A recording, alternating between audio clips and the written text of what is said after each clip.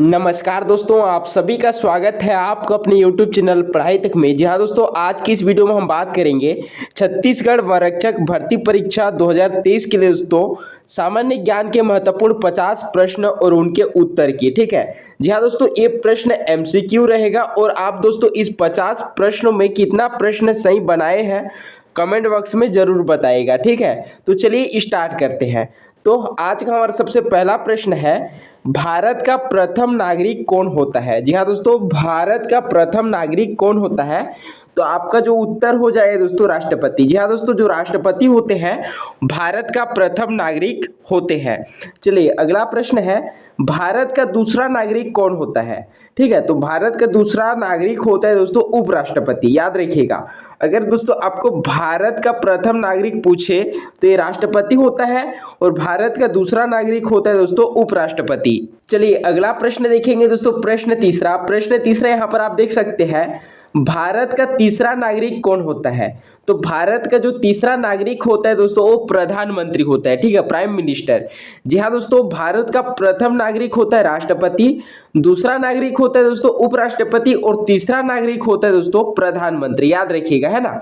अगला प्रश्न है प्रश्न चौथा, भारत में सूरज सबसे पहले किस राज्य में निकलता है। जी हाँ दोस्तों, ये प्रश्न भी मोस्ट इंपोर्टेंट है कि भारत में जो सूरज है दोस्तों सबसे पहले किस राज्य में निकलता है। तो आपका सही उत्तर हो जाएगा अरुणाचल प्रदेश में। याद रखिए दोस्तों, अरुणाचल प्रदेश में सूरज सबसे पहले निकलता है। ठीक है, भारत की दृष्टि से अगर हम बात करें तब, है ना।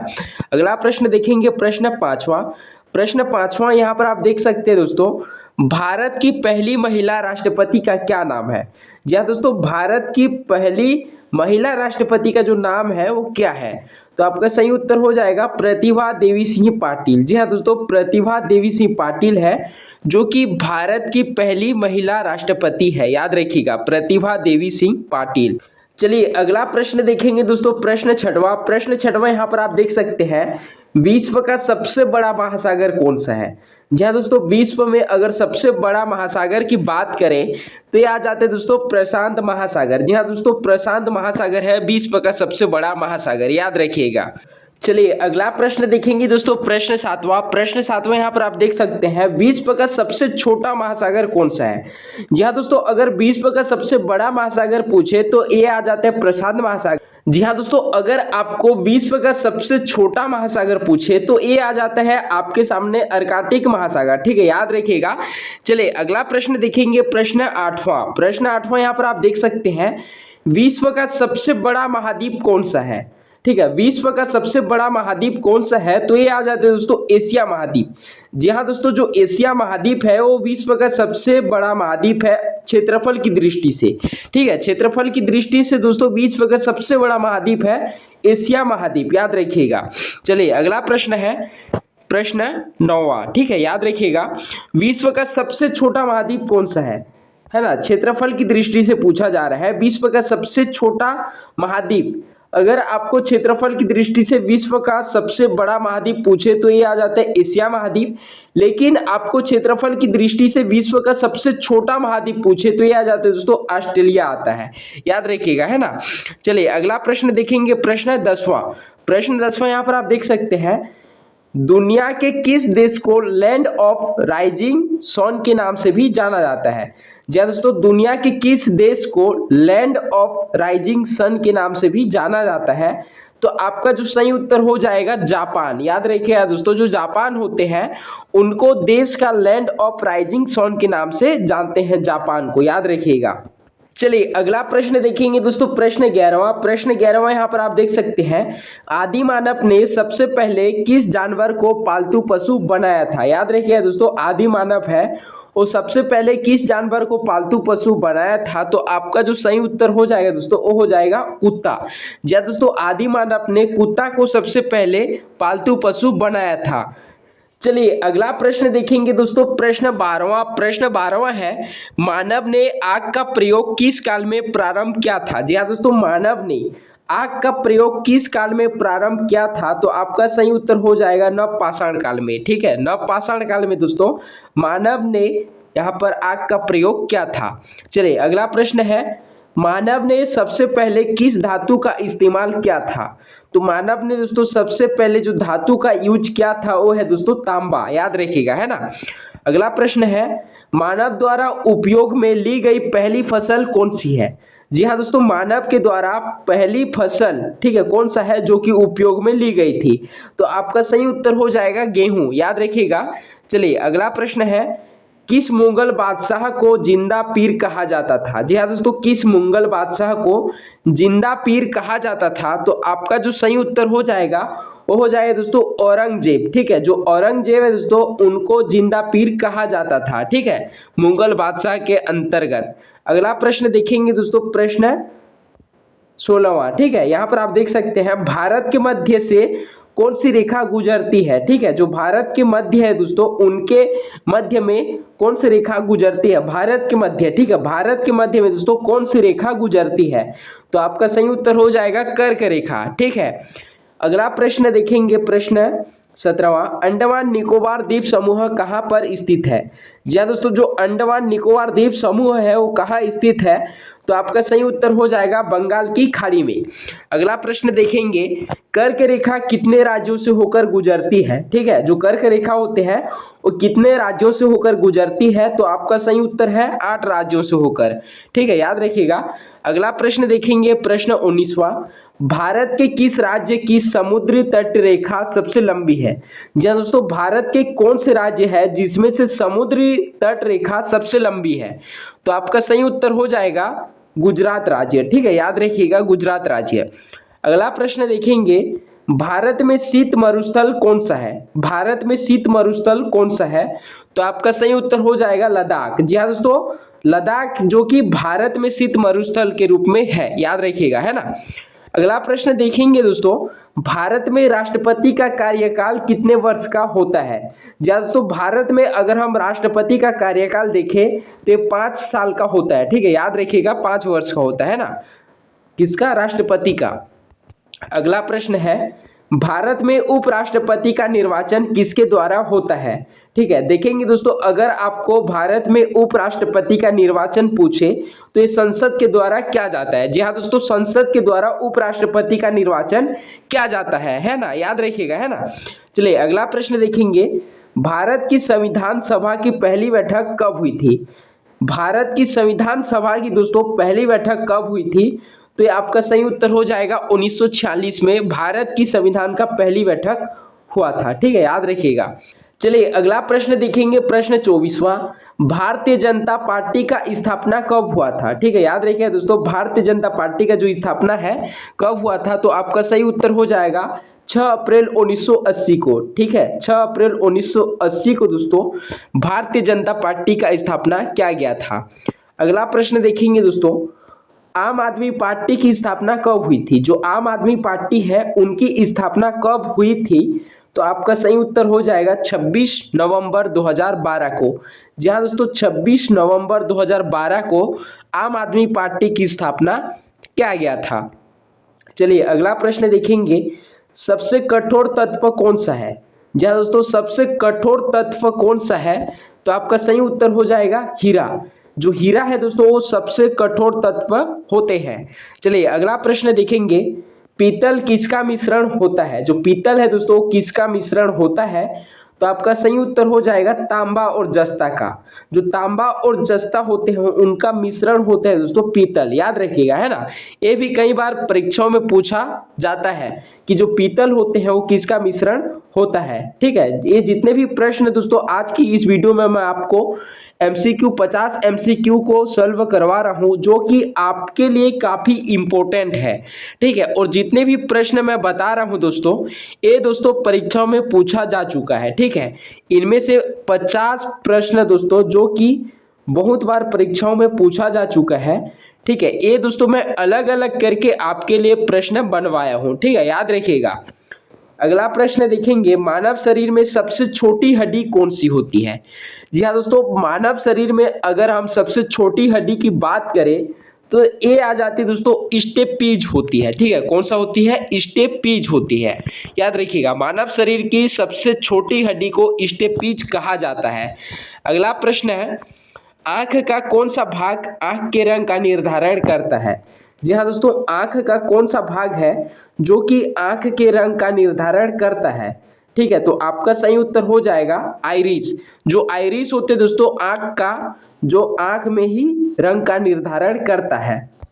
याद रखिएगा, कई बार आपके आंख में देखे होंगे लाल हो जाता है। ठीक है, ये किसके कारण होता है दोस्तों? आइरिस के कारण होता है। ठीक है, याद रखिएगा।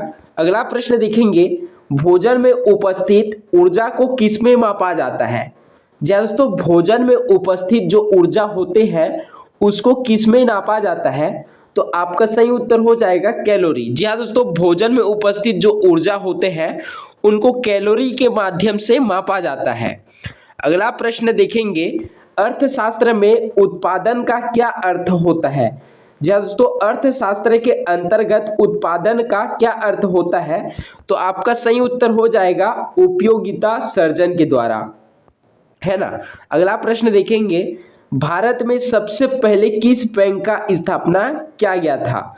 तो भारत में दोस्तों अगर हम सबसे पहले बैंक की स्थापना की बात करें तो ये बैंक ऑफ हिंदुस्तान है। ठीक है, क्या है? Bank of Hindustan.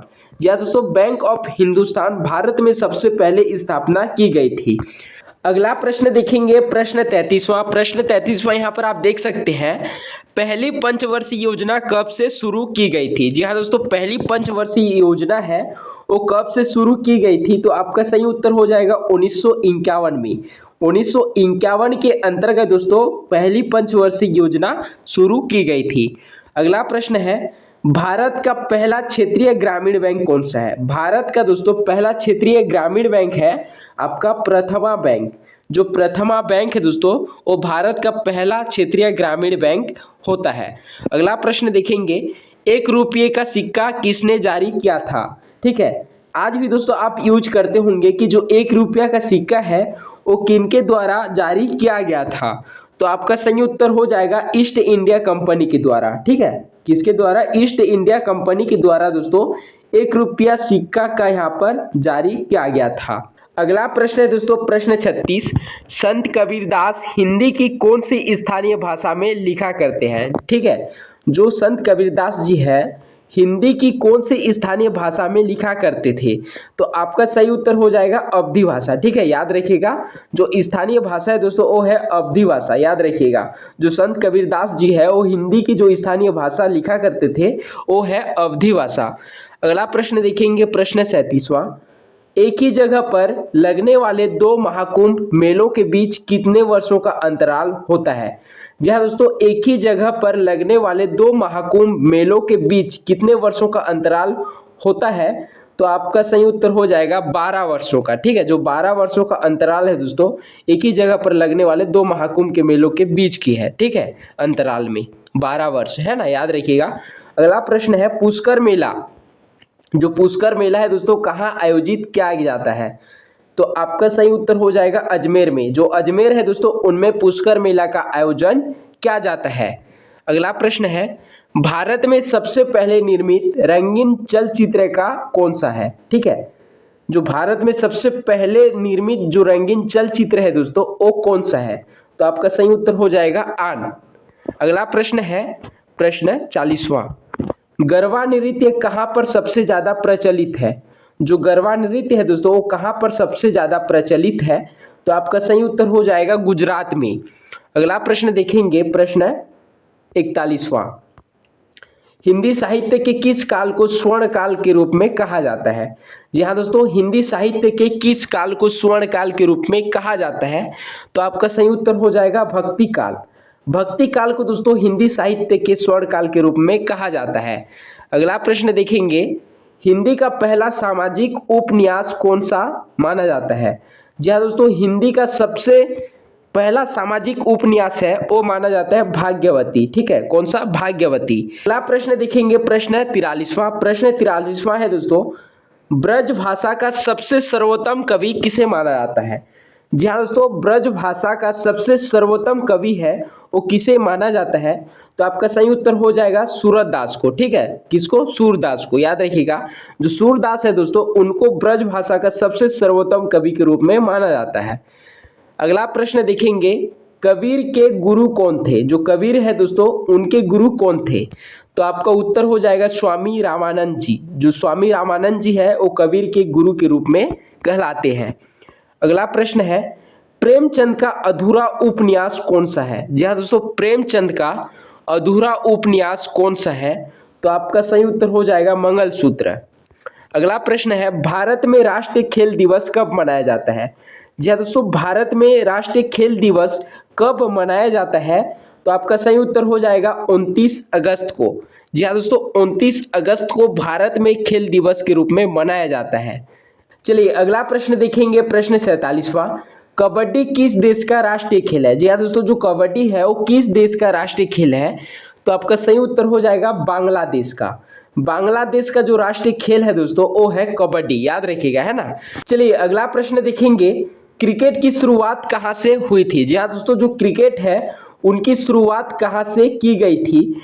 तो आपका सही उत्तर हो जाएगा इंग्लैंड से। कहाँ से? इंग्लैंड से, याद रखिएगा, है ना, इंग्लैंड से। अगला प्रश्न देखेंगे, भारत का राष्ट्रीय खेल कौन सा है? दोस्तों अगर आपको पूछा जाए कि बांग्लादेश का राष्ट्रीय खेल क्या है तो क्या है? कबड्डी है। लेकिन आपको पूछा जाए कि भारत का राष्ट्रीय खेल कौन सा है, तो भारत का जो राष्ट्रीय खेल है दोस्तों वो है हॉकी, याद रखिएगा।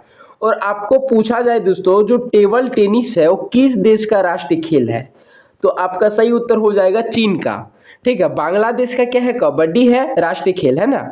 और भारत का है हॉकी, और दोस्तों चीन का है टेबल टेनिस। ये तीनों को याद रखिएगा क्योंकि दोस्तों इसी से दोस्तों प्रश्न पूछा जाता है। ठीक है, ये रहा दोस्तों आपके छत्तीसगढ़ वनरक्षक भर्ती परीक्षा 2023 के लिए दोस्तों भारत एवं विश्व के महत्वपूर्ण 50 MCQ प्रश्न, जो कि दोस्तों आपके परीक्षा की दृष्टि से काफी इंपॉर्टेंट रहेगा। ठीक है, और ये सभी प्रश्न दोस्तों सिलेक्टेड प्रश्न मैं लिया हूं